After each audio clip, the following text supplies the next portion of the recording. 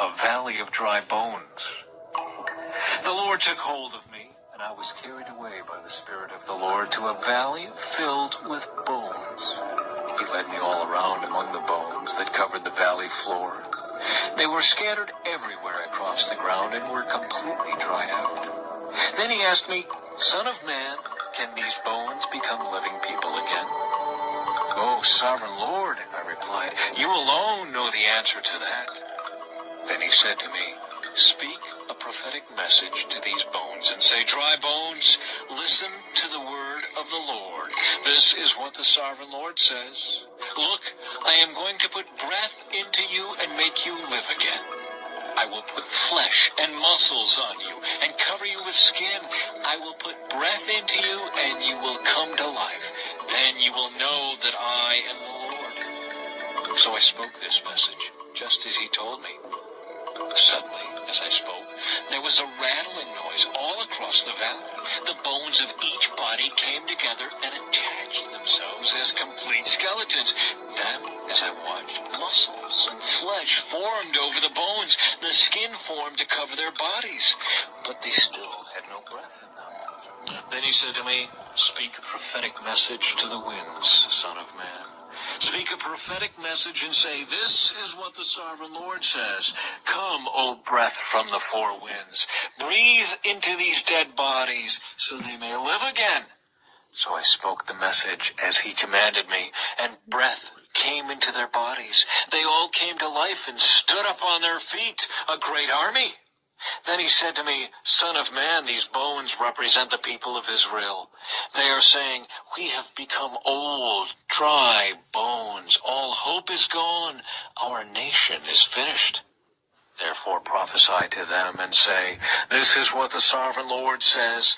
O my people, I will open your graves of exile and cause you to rise again. Then I will bring you back to the land of Israel. When this happens, O my people, you will know that I am the Lord.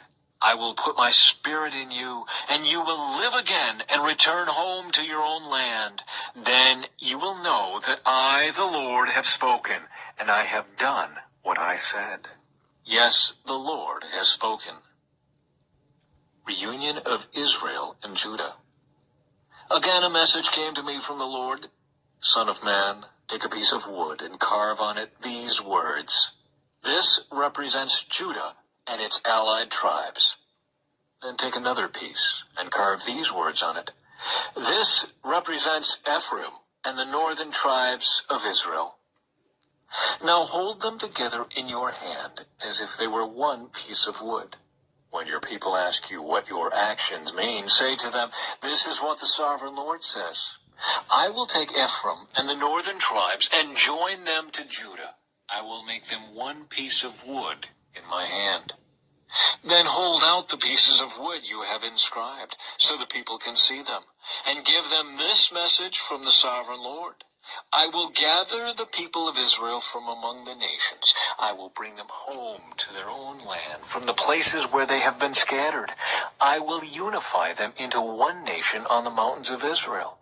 One king will rule them all. No longer will they be divided into two nations or into two kingdoms.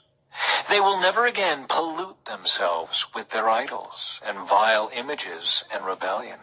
For I will save them from their sinful backsliding. I will cleanse them. Then they will truly be my people, and I will be their God. My servant David will be their king, and they will have only one shepherd. They will obey my regulations and be careful to keep my decrees. They will live in the land I gave my servant Jacob, the land where their ancestors lived. They and their children and their grandchildren after them will live there forever, generation after generation. And my servant David will be their prince forever.